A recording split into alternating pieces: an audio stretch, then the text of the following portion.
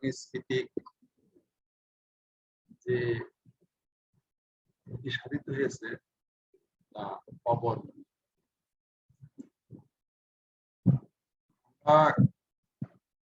সালেহা বেগম মহিলা degree college এই ক্ষতি পোষানোর লক্ষ্যে আমাদের জন্য অনলাইন শিক্ষা ব্যবস্থা চালু করেছি। এই অনলাইন শিক্ষা ব্যবস্থায় তোমাদের কিঞ্চিত হলেও হয়তো বা কিছু উপকার হবে। তারই ধারাবাহিকতায় আমাদের আজকের এই ক্লাস। তো আমি এই ক্লাস থেকে স্বাগত জানাচ্ছি মোহাম্মদ আশরাফ আলী, সহকারী অধ্যাপক, সালেহা বেগম মহিলা ডিগ্রি কলেজ, হরিণাকুল ঝিনাইদহ। আমার মোবাইল নম্বর 01714440744। ইমেল স্ক্রিনে তোমরা দেখতে পাচ্ছ, ashrafialisbmc@gmail.com। যাই হোক, আমরা তোমাদের সাথে যোগাযোগের ব্যবস্থা করি, তোমরা আমাদের সাথে সক্রিয় অংশগ্রহণ করো। আর এই ক্লাস শুরুর পূর্বেই তোমাদের আহ্বান জানাচ্ছি কাগজ এবং কলম সাথে রাখার জন্য। তো তোমরা প্রথমেই একটা ভিডিও লক্ষ্য করো। এই ভিডিওটা দেখো, এখানে কি দেখানো হয়েছে।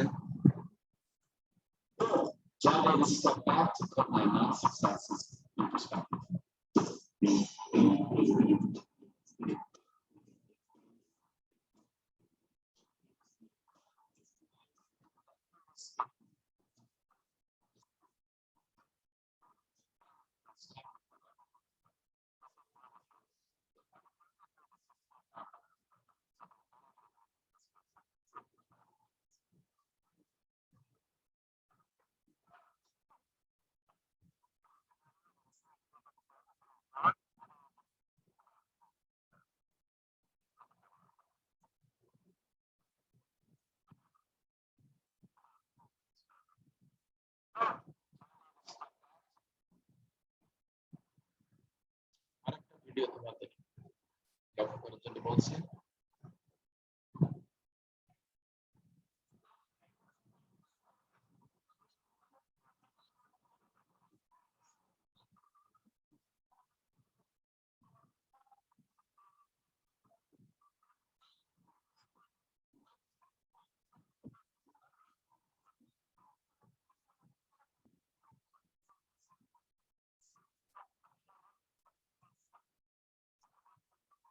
লক্ষ্য করো।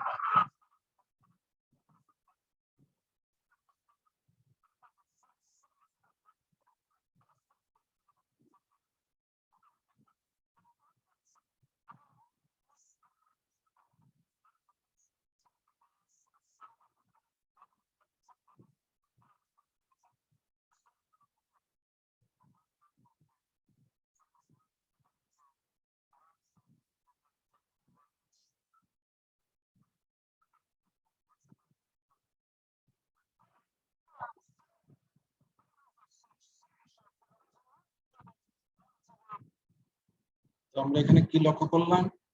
এখানে দেখলাম যে একজন ব্যক্তি একটা গোলক নিক্ষেপ করছে, তারপরে দেখলাম দুইজন ব্যক্তি একসাথে গোলক নিক্ষেপ করছে, তারপর দেখলাম আমরা বর্ষা নিক্ষেপ করা দেখেছি। তো আমাদের আজকের পাঠের বিষয় তাহলে কি হতে পারে? গোলক এবং বর্ষা, এই দুইটা জিনিস আমরা যদি একসাথে বর্ণনা করি তাহলে সেটা আমরা একটা বস্তু বলতে পারি। তাহলে সবাই বস্তুটাকে কিন্তু নিক্ষেপ করছে। সেই কারণে আমরা এখানে যে বিষয়ে আলোচনা করতে চাই সেটা হতে পারে যে নিক্ষিপ্ত বস্তু। তো তোমাদের পাঠ পরিস্থিতিতে এখানে তোমরা আছো আজকে আমাদের সাথে শ্রেণী একাদশ বিষয় উচ্চ মাধ্যমিক পদার্থবিজ্ঞান প্রথম পত্র, অধ্যায় তৃতীয় গতি বিদ্যা। আমাদের মোট সময় আছে 40 মিনিট, যেহেতু জুমে ক্লাস নিতে হলে 40 মিনিট নির্ধারণ করে দেওয়া হয়। যাই হোক, তাহলে আমাদের আজকের পাঠের যে বিষয় আর কি, আজকের যে পাঠ সেটা আমাদের কি হতে পারে? আমরা দেখেছি যে দুইজনেই কিন্তু বস্তু নিক্ষেপ করছে, সেই কারণে আমাদের আজকের পাঠের বিষয় হবে নিক্ষিপ্ত বস্তুর গতি। এখন এর পরবর্তীতে আমরা দেখি এই পার্ট শেষে আমরা এখানে কি কি জানতে পারবো, অর্থাৎ শিখনফল আমাদের কি হবে। এখানে 1 নম্বর দেখানো হয়েছে শিখনফল ব্রাশ কি তা বলতে পারবে। ব্রাশ, ব্রাশ মানে কিন্তু নিক্ষিপ্ত বস্তু, নিক্ষিপ্ত বস্তুকে ব্রাশ বলে। 2 নম্বর যাদের ব্রাশের গতিপথ কিরূপ হবে তা ব্যাখ্যা করতে পারবেন। 3 নম্বর এখানে আছে ব্রাশের বিচরণকালে রাশি নির্ণয় করতে পারবে, অর্থাৎ সে কত সময় ধরে শূন্যে থাকবে সেটা তোমরা জানতে পারবে। এরপর 4 নম্বর এখানে যেটা আমরা জানতে পারবো সেটা হচ্ছে ব্রাশের অনুভূমিক পল্লার রাশি বের করতে পারবে এবং এই রাশি কখন ছোট হবে কখন বড় হবে সেগুলো বের করা যাবে, মানে বিস্তারিত আলোচনা পরে হবে। এখানে আমরা প্রথমে যে বিষয়টা তোমাদের জন্য নিয়ে আসছি সেটা হচ্ছে যে এই প্রক্ষেপক বা ব্রাশ কাকে বলে। প্রক্ষেপক বা ব্রাশ বলছে কোন বস্তুকে অনুভূমিকের সাথে তীর্যকভাবে শূন্যে নিক্ষেপ করা হলে তাকে প্রক্ষেপক বা ব্রাশ বলে বা নিক্ষিপ্ত বস্তু বলে। এর গতি হয় সবসময় দ্বিমাত্রিক, যেমন তীর্যকভাবে নিক্ষিপ্ত ঢিল, বর্ষা, বুলেট, গোলক ইত্যাদি। এটা হচ্ছে ব্রাশের ডেফিনেশন। ব্রাশের ডেফিনেশনে আরেকটা জিনিস দেখো, এখানে আমরা ব্রাশের গাণিতিক সমীকরণ কেমন হবে এখানে দেখানো হয়েছে। দেখো ভিডিওটা ভালো করে লক্ষ্য করো।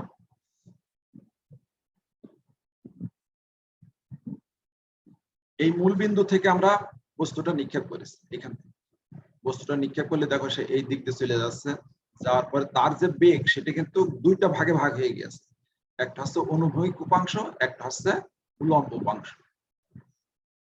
অনুভূমিক উপাংশ দেওয়া হয়েছে ইউ কস থিটা, অনুভূমিকের দিকে সবসময় হবে কস থিটা আর উলম্বর দিকে হবে sine theta, u sine theta দেওয়া হয়েছে।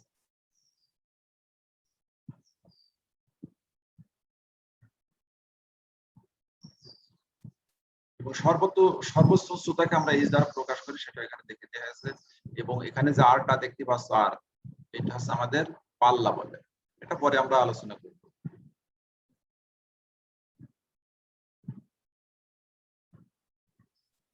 এখানে ছবিতে আরো ভালো করে দেখে দিয়েছি। এখানে V naught cos theta naught, V naught cos theta naught এটা হচ্ছে তোমার এক্স অক্ষের দিক, আর V naught sine theta naught এটা হচ্ছে ওয়াই অক্ষের দিক। এখানে আমরা যে রাশিটা পাবো সেটা আমরা এখন বের করার চেষ্টা করব। এখানে পূর্বে আমি লিখে রেখেছি, ধরি প্রসঙ্গ কাঠামোর মূল বিন্দু ও এখানে দেয়া আছে, এটা হচ্ছে ও থেকে অনুভূমিক এক্স অক্ষের সাথে থিটা কোণে এক্স ওয়াই তলে ভি নট একটি বস্তু নিক্ষেপ করা হয়েছে, মানে ভি নট বেগে একটা বস্তু নিক্ষেপ করা হয়েছে।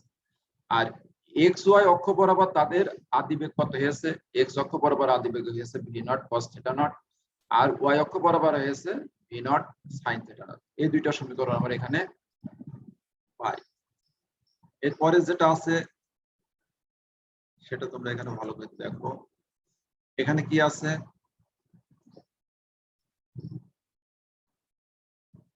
বস্তুটা যখন আদি অবস্থায় ছিল তখন আদি অবস্থায় বস্তুটার সরণ কত ছিল, 0। এক্স অক্ষ ছিল 0, ওয়াই অক্ষেও ছিল 0। বস্তুটির উপর শুধুমাত্র অভিকর্ষ ত্বরণ জি খাড়া নিচের দিকে ক্রিয়া করে। আমরা জানি জি কিন্তু সবসময় খাড়া নিচের দিকে ক্রিয়া করে, কোনো সময় তীর্যকভাবে ক্রিয়া করে না। সুতরাং এক্স নট যেটা, অর্থাৎ এক্স অক্ষের দিকে যে ত্বরণ সেটা হচ্ছে 0, কিন্তু ওয়াই অক্ষের দিকে যে ত্বরণ এ ওয়াই সমান মাইনাস জি, যেহেতু জি নিচের দিকে ক্রিয়া করে সেই কারণে এখানে মাইনাস ব্যবহার করা হয়েছে।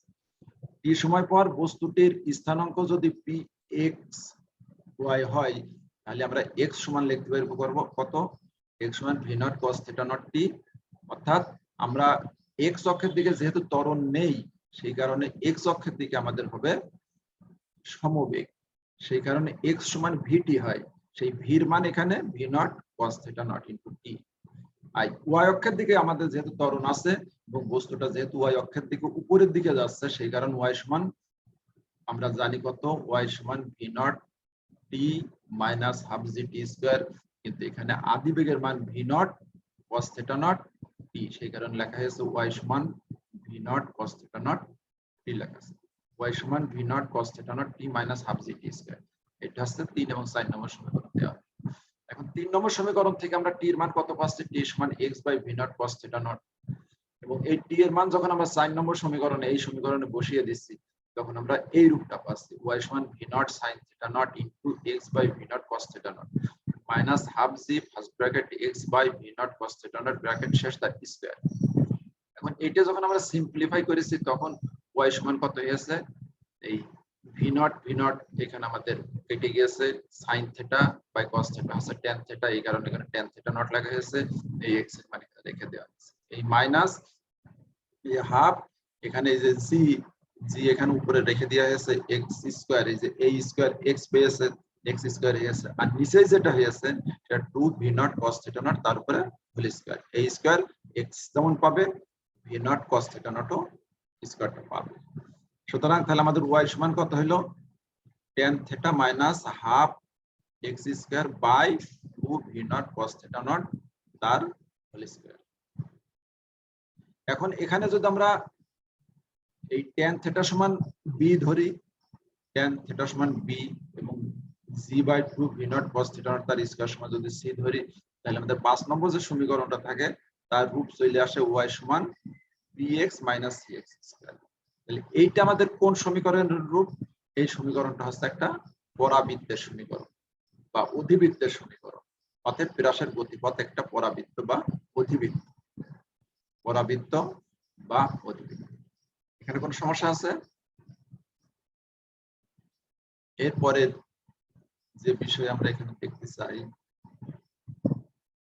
বস্তুটি সর্বাধিক উচ্চতা নির্ণয়ের যে সমীকরণ আমরা নির্ণয় করতে চাইছি সেটা সর্বাধিক উচ্চতা নির্ণয়ের ক্ষেত্রে আমরা জানি কি বস্তু মূল বিন্দু থেকে নিক্ষিপ্ত যখন হচ্ছে তখন y সমান 0। তাহলে বস্তু সর্বোচ্চ কত উচ্চতায় গিয়েছে সেটা আমরা h দিয়ে প্রকাশ করেছি। তাহলে y সমান h max মানে সর্বোচ্চ উচ্চতা। পৌঁছালে তার উল্লম্ব দিকে বেগ কত হয়ে যাবে? একটা বস্তু যখন উপরের দিকে ওঠে তখন তার শেষ বেগ কিন্তু 0 হয়ে যায়, এই জন্য vy সমান 0 লেখা হয়েছে। তাহলে বেগের উল্লম্ব উপাংশের জন্য আমরা কি লিখতে পারি? আমরা জানি v সমান v নট মাইনাস 2gh, সেখান থেকে এখানে vy সমান আমরা লিখেছি, এখানে দেখো vy সমান vy এর মান 0 আর vy নট এটা হচ্ছে স্কয়ার মাইনাস 2gh ম্যাক্সিমাম। তাহলে এখানে 0 এসে গেল। আর vy নট এর মান কত আমরা জানি, vy নট হচ্ছে v naught sin theta naught তার হোল স্কয়ার। এই হোল স্কয়ারের কারণে v নট এর উপরে স্কয়ার চলে গেছে, sin থিটা নট এর উপরে স্কয়ার গেছে। তাহলে আমাদের এখানে হলো 2gh max। তাহলে h max সমান কত হবে? v naught sin theta naught তার স্কয়ার বাই 2g। এইটাই হচ্ছে এই সর্বোচ্চ উচ্চতার রাশিমালা। কত? h সমান v not square sin theta naught তার স্কয়ার বাই 2g। এখানে প্রশ্ন থাকার কথা নাই। এবার উত্থান কাল, সর্বাধিক উচ্চতায় পৌঁছাতে যদি তার t1 সময় লাগে, আমরা জানি vy সমান কত? vy নট মাইনাস gt, এটা আমরা জানি। এখানে আমরা মান বসিয়ে দিচ্ছি, এটার মান 0 আর এটার মান আমরা জানি v naught sin theta naught minus g, আর t এর মান t1 লেখা হয়েছে। উপরের ক্ষেত্রে উপরের দিকে যখন যাচ্ছে বা সর্বাধিক উচ্চতায় পৌঁছাতে যে সময় লাগছে সেটা আমরা t1 দিচ্ছি, এই জন্য t এর জায়গায় t1 লিখেছি। তাহলে এখানে t1 সমান কত হচ্ছে? v naught sin theta naught by g। এটা হচ্ছে উত্থান কালের সমীকরণ, মানে শুধু সর্বাধিক উপরে উঠতে তার যে সময় লাগবে সেটা t1 সমান v naught sin theta naught by g। এরপরে আমরা বিচরণকাল। বিচরণকাল কাকে বলে?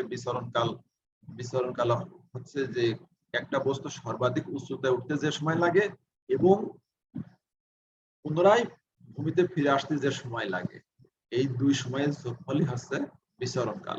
তাহলে সর্বাধিক উচ্চতায় যখন সে পৌঁছায়, বস্তুর সর্বাধিক উচ্চতায় পৌঁছে পুনরায় মাটিতে ফিরে আসে, তার মানে কি ওয়াই মান তখন 0 হয়ে যায়। সর্বাধিক উচ্চতায় উঠে আবার নিচে চলে আসে, তার মানে উচ্চতাটা 0 হয়ে যায়, ফিরে আসে। এবং সেই সময় যদি আমাদের টি সময় লাগে উপরে সর্বাধিক উপরে যেতে এবং পুনরায় ফিরে আসতে, যদি টি সময় লাগবে এবং বিচরণকালকে বড় হাতের টি দিয়ে প্রকাশ করা হয়, তাহলে বড় হাতের টি সমান কত হচ্ছে?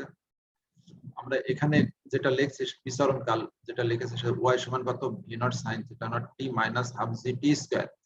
এখানে সর্বাধিক উচ্চতা ওয়াই, ওয়াই আমাদের কত আছে 0, তাহলে এখানে 0 হয়ে গেল। ভি ওয়াই নট এর মান V naught sine theta naught, এই টি এর মানে বড় হাতের টি, হাফ জি টি স্কয়ার। তাহলে এইখানে আমাদের এই হাফ জি টি স্কয়ার বাম পাশে নিয়ে যাওয়া হয়েছে, আর এইটা হচ্ছে ডান পাশে রয়ে গেছে।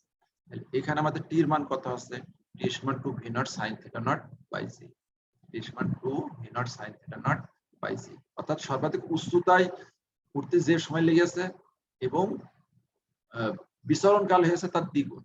সর্বাধিক উচ্চতায় উঠবে এবং নিচে নামবে, তার মানে কি হলো, কোনো বস্তু সর্বাধিক উচ্চতায় উঠতে যে সময় লাগে এবং ফিরে আসতে ঠিক একই সময় লাগে বা সমান সময় লাগে। বুঝার সমস্যা আছে?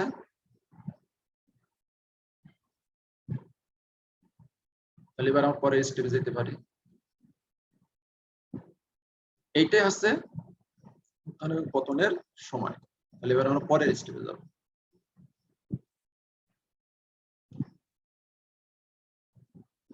পতনকাল, পতনকাল যেটা বলেছে আর কি সেটাই পতনকাল। পতনকাল যদি আমাদের T2 হয় তাহলে T2 সমান কত হবে, T মাইনাস T1। এখানে এটা আবার ক্যালকুলেশন করে দেখে দিচ্ছি। তাহলে উত্থানকাল এবং পতনকালের সময় কিন্তু আমাদের সমান হয়, এই জন্য T2 সমান এদিকে T1। ক্যালকুলেশন করলে তোমরা বুঝতে পারবে, এটা সমস্যার কোনো কারণ নেই এখানে। এরপরে যে স্টেপ আমরা এখানে দেখবো সেটা হচ্ছে অনুভূমিক পাল্লা। অনুভূমিক পাল্লা কোনটা কাকে বলছে, নিক্ষিপ্ত বা প্রক্ষিপ্ত বস্তু উড্ডয়নকালে যে অনুভূমিক দূরত্ব অতিক্রম করে তাকে অনুভূমিক পাল্লা বলে। অর্থাৎ নিক্ষেপণ বিন্দু এবং পতন বিন্দু মধ্যবর্তী যে দূরত্ব, সেটা হচ্ছে মধ্যবর্তী যে লম্ব দূরত্ব বলা যায় আর কি, লম্ব দূরত্ব, সেটা হচ্ছে অনুভূমিক পাল্লা বলে। অনুভূমিক পাল্লাকে আমরা বড় হাতের আ দিয়ে প্রকাশ করি। আর অনুভূমিক পাল্লা যদি আমরা এখানে x সমান V naught cos theta naught t, এই সমীকরণ থেকে আমরা কিভাবে বসালে পাই দেখো, আমরা অনুভূমিক পাল্লা x সমান r যদি পাই তাহলে অনুভূমিক পাল্লা সমান কত হচ্ছে, r সমান V naught cos theta naught t. এখানে আমরা মান বসিয়ে দিয়েছি, এর যে মান পেয়েছি এখানে 2 V naught sin theta naught by g, এখানে মান বসিয়ে দিয়েছি। তাহলে আমরা এখানে কত পাচ্ছি, 2 V naught square sin theta naught cos theta naught by g. এই অবস্থা আমরা যদি এই ভি নট আর এই ভি নট স্কয়ার আছে, এই 2 প্রথমে চলে গিয়েছে, আর এই sin এই cos আর তার নিচে এই জি। তাহলে এইটা আমরা কি সমীকরণে চলে আসলাম, ভি নট স্কয়ার আমরা ত্রিকোণমিতির সূত্র থেকে জানি 2 sin theta naught cos theta naught, এটা হচ্ছে sin 2 থিটা নট, তার মানে কি হলো r সমান V naught square sin 2 theta naught by c. এটা হচ্ছে অনুভূমিক পাল্লার রাশিমালা।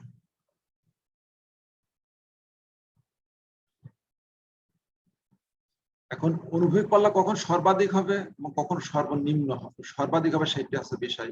সর্বাধিক কখন হবে, সর্বাধিক অনুভূমিক পাল্লা থিটার মানের উপরে নির্ভর করবে, থিটার মানের উপর নির্ভর করবে। তাহলে sin 2 থিটার মান, sin 2 থিটার মান যখন সর্বাধিক হবে তখনই অনুভূমিক পাল্লা সর্বাধিক হবে। sin 2 থিটার মান কত, সর্বাধিক মান হচ্ছে +1।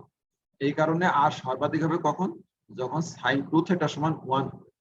অর্থাৎ sin 2 থিটা সমান 1 লেখা হয়েছে।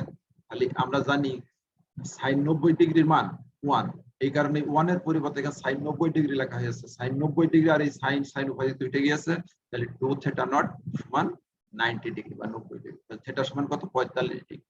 তাহলে এখানে কি বলা যায়, যে কোনো বস্তুকে যদি সর্বাধিক দূরত্বে দিতে হয় তাহলে তার অনুভূমিক পাল্লা যদি সর্বাধিক হতে হয় তাহলে দেখা যাবে যে তাকে অবশ্যই অনুভূমিকের সাথে 45 ডিগ্রি কোণে নিক্ষেপ করতে হবে। তাহলে সর্বাধিক অনুভূমিক পাল্লা আর ম্যাক্স হলে কত হবে, আর ম্যাক্স সমান V naught square sin 90 degree by g. তাহলে সেই রাশিটা কেমন আসবে, সর্বাধিক পাল্লা আর ম্যাক্স সমান V naught square by g. এখন কে মোটা কে পাতলা এটা নাই, কার হাতে কত জোর আছে সেটা বিষয় নাই, এটা বিষয়টা কিন্তু নির্ভর করবে তোমার অনুভূমিক পাল্লার উপর। এই সর্বাধিক পাল্লার রাশিমালা। তোমরা কি আমার এই কথা বুঝতে পারছো? এবার তোমাদের কিছু কাজ আমি এখানে ইনক্লুড করেছি, এই কাজগুলো তোমাদের করতে হবে। 1 নম্বর একক, প্রথমে তোমাদের একক কাজ দিয়েছি, এই ব্রাশ কি অর্থাৎ ব্রাশ কাকে বলে এটা তোমরা কিন্তু বলার এই মুহূর্তে বলতে পারবা বলে আমি মনে করছি। তারপরে ব্রাশের গতিপথ কেমন হবে এটাও কিন্তু পড়ার ভিতরে কিন্তু আমি বলে দিয়েছি, সেটা তোমরা একটু খেয়াল করে এবং সেভাবে তোমরা খাতায় এটা লিপিবদ্ধ করো।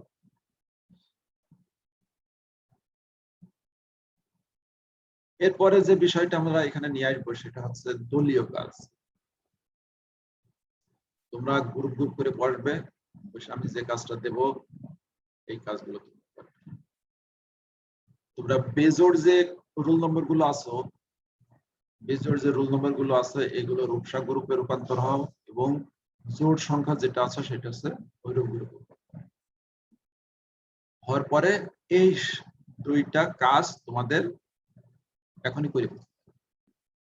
একটি বস্তুকে 30 মিটার পার সেকেন্ড বেগে 40 ডিগ্রি কোণে শূন্যে নিক্ষেপ করলে কত উপরে উঠবে, এই একটা। আর একটা দিয়েছে একটি বস্তুকে 40 মিটার পার সেকেন্ড বেগে অনুভূমিকের সাথে 60 ডিগ্রি কোণে নিক্ষেপ করলে কত সময় শূন্যে অবস্থান করবে। শূন্য অবস্থান করা মানে এটা কিন্তু তোমার বিচরণ কাল বের।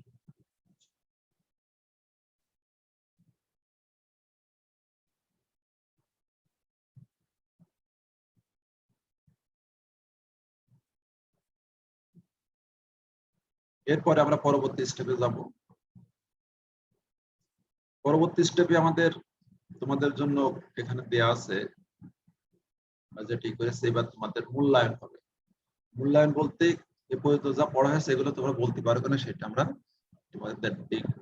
1 নম্বর যেটা সেটা হচ্ছে তোমাদের বিচরণ কাল কি, এটাও কিন্তু আমি তোমাদের পড়ার ভিতরে বলে দিয়েছি এবং এটা তোমাদের পারার কথা। এটা তোমরা নিজে নিজে চেষ্টা করবে, যদি সমস্যা হয় তাহলে পরবর্তীতে আমার কাছে জেনে নেবে। তারপর অনুভব পাল্লা কি এটাও বলে দিয়েছি এবং এটাও তোমরা চেষ্টা করবে, যদি না পারা যায় তাহলে পরবর্তীতে আমার কাছে প্রশ্ন করে জেনে নেবে। এরপরে তোমাদের জন্য একটা বাড়ির কাজ এখানে রেডি করা আছে। এই বাড়ির কাজটা তোমাদের বাড়ি থেকে এটা করে ফেলবে এবং এটা আমার যে ইয়ে আছে মেসেঞ্জার এটা পাঠিয়ে দিতে পারবে। 1 নম্বর দিয়েছি যে একজন সৈনিক 50 মিটার দূরে অবস্থিত 20 মিটার উঁচু একটি দেওয়ালকে লক্ষ্য করে একটি বুলেট ছোড়ে। বুলেটটি অনুভূমিকের সাথে 30 ডিগ্রি কোণ করে 50 মিটার পার সেকেন্ড বেগে ভূমি থেকে ছোড়া হয়েছিল। ঠিক আছে, এবার এখানে প্রশ্ন, প্রাসের উড্ডয়নকাল কি? খ দেওয়া হয়েছে প্রাসের বিচরণকাল বলতে কি বোঝো? উদ্দীপকে উল্লেখিত বুলেটটি সর্বাধিক কত উচ্চতায় উঠেছিল? উদ্দীপকে উল্লেখিত বুলেটটি দেওয়ালকে আঘাত করবে কিনা গাণিতিক যুক্তি সহ বর্ণনা করে। এগুলো তোমরা বাড়ি থেকে করবে, করার পরে যদি না পারা যায় সেটা আমি তো পরবর্তীতে দেখিয়ে দেবো। আর যারা পারবে আমার মেসেজ দিয়ে দিলে ওটা আমি দেখে নেব। তবে কাজটা কিন্তু তোমাদের করতে হবে, চেষ্টা করতে হবে। এবং তোমাদের জন্য চেষ্টা করার জন্য এখানে আমি 2টা বই রেফারেন্স দিয়েছি। এছাড়া বাজারে আরো অন্যান্য যে সমস্ত বই আছে সেই সমস্ত বই থেকেও এটা পড়া যাবে। আমি যে 2টা বই দিয়েছি এই 2টা বই থেকেই যে তোমাকে পড়তে হবে আমার কোনো কথা নেই, তবে এগুলো সমাধান করার চেষ্টা করতে হবে। আর চেষ্টা করে না পারলে তারপরে তো আমি তোমাদের এটা শিখে দেওয়ার চেষ্টা করবো ইনশাআল্লাহ। এরপরে যেটা আমরা দেখো, আমরা বাংলাদেশের মানুষ এদেশ স্বাধীন করার জন্য অনেক মা বোন, অনেক জানা অজানা মুক্তিযোদ্ধা যারা শহীদ হয়েছে তারা কিন্তু আমাদের সুখ শান্তির জন্য তাদের জীবনকে উৎসর্গ করে গেছে। তো আমরা যে শিক্ষা লাভ করব সেই শিক্ষা থেকে যেন আমরা দেশটাকে সুন্দর সুষ্ঠুভাবে গড়ে তুলতে পারি সেই চেষ্টা করব। এখানে দেখো আমি লিখেছি যে সুশিক্ষায় জাতির মেরুদণ্ড। শিক্ষা লাভ করলে হবে না, তোমার সেই শিক্ষাটা অবশ্যই কিন্তু সুশিক্ষা হতে হবে। কুশিক্ষা কখনো জাতির মেরুদণ্ড হতে পারে না। এই জন্য আমরা যতই শিক্ষিত হই সেটা যদি আমরা দেশের স্বার্থে জাতির স্বার্থে যদি ভালোভাবে ব্যয় না করি সেই শিক্ষার কোনো মান থাকে না। তাতে আমাদের যে সমস্ত শহীদরা আত্মত্যাগ করে গেছে তাদের রক্তের সাথে আমাদের বেইমানি করা। যাই হোক, আমরা প্রায় ক্লাসের শেষের দিকে চলে এসেছি। এখানে তোমাদের এখন অবশ্যই কিছুটা হলেও ক্লান্ত হয়ে পড়েছো। যাই হোক, এখন আমরা তোমাদের জন্য একটা বিশেষ ব্যবস্থা উপস্থাপন করব। এখানে দেখো তোমাদের বলেছি যে বাংলাদেশকে ভালোবাসো, বাংলার মানুষ। তোমরা জানো আমাদের জাতির জনক বঙ্গবন্ধু শেখ মুজিবুর রহমান এই দেশ যখন স্বাধীন, তার টাকা যখন স্বাধীন হয়, তাকে কিন্তু পরবর্তীতে নির্মমভাবে তার পরিবার সহ হত্যা করা হয়েছে, যা অবিশ্বাস্য, যা বিশ্বের ইতিহাসে বিরল। তো বাংলাদেশকে ভালোবাসলেই তাকে ভালোবাসা হবে। বাংলাদেশ যদি এগিয়ে যায়, আমরা এগিয়ে যাব, সারা বিশ্বের কাছে তারা মাথা উঁচু করে দাঁড়াতে পারে। তো এখন তোমাদের জন্য এখানে আমি একটা পরিবেশনা রেখেছি, দেখো।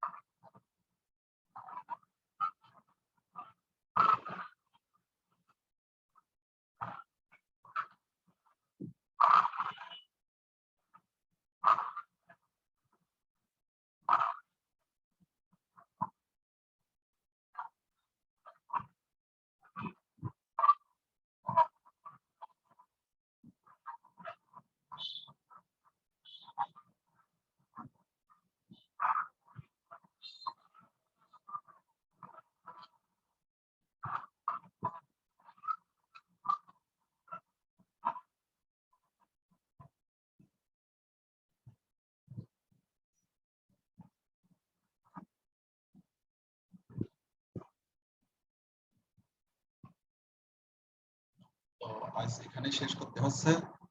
তোমরা সবাই ভালো থাকো, সুস্থ থাকো, নিরাপদে থাকো। এবং ঘরেই অবস্থান করতে হবে। বাংলাদেশে কোভিড-19 মৃত্যুর হার এবং সংক্রমণ দুটোই কিন্তু বৃদ্ধি পেয়েছে। আর যদি একান্ত বাইরে যেতে হয় তাহলে অবশ্যই মাস্ক ব্যবহার করতে হবে। সবাইকে অসংখ্য ধন্যবাদ।